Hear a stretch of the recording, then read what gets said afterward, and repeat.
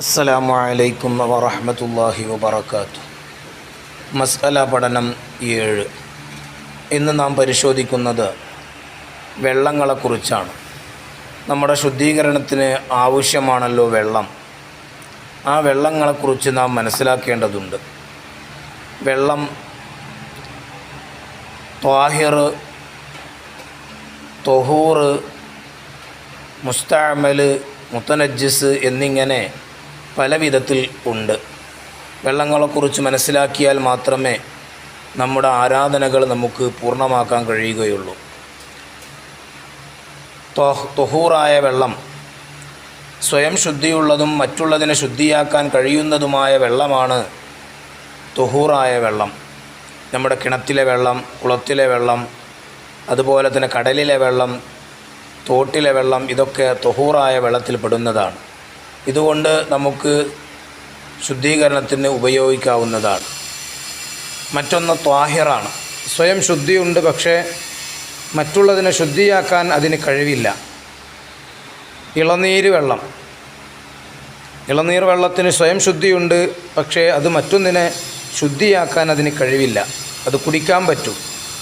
അതുപോലെ തന്നെ മുന്തിരി ജ്യൂസ്, ഇതും നമുക്ക് കുടിക്കാൻ പറ്റും, പക്ഷേ അത് ശുദ്ധീകരണത്തിന് ഉപയോഗിക്കാൻ പറ്റില്ല.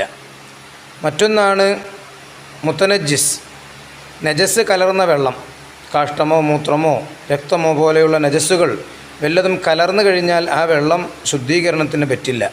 അതിന് സ്വയം ശുദ്ധിയുമില്ല, മറ്റുള്ളതിന് ശുദ്ധിയാക്കാൻ കഴിവുമില്ല. മറ്റൊന്നാണ് മുസ്തഅമൽ, ഫറളായ ശുദ്ധീകരണത്തിൽ ഉപയോഗിച്ച വെള്ളമാണ്.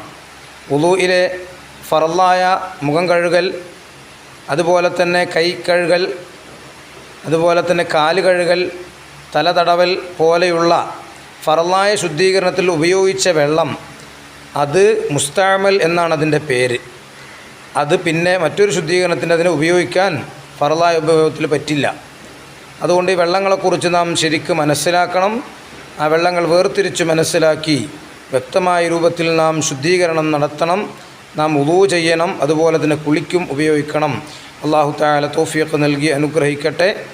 ഈ വീഡിയോ നിങ്ങൾക്ക് ഉപകാരപ്പെട്ടെങ്കിൽ നിങ്ങളത് ഷെയർ ചെയ്യണം, ചാനൽ സബ്സ്ക്രൈബ് ചെയ്യണം. അതുപോലെ തന്നെ ഞങ്ങൾ അയക്കുന്ന വീഡിയോകൾ നിങ്ങളിലേക്ക് വേഗത്തിലെത്താൻ വേണ്ടി നിങ്ങളതിൻ്റെ ബെല്ലൈക്കൻ അമർത്തുകയും വേണം. അസ്സലാമു അലൈക്കും വറഹ്മത്തുള്ളാഹി വബറകാതുഹു.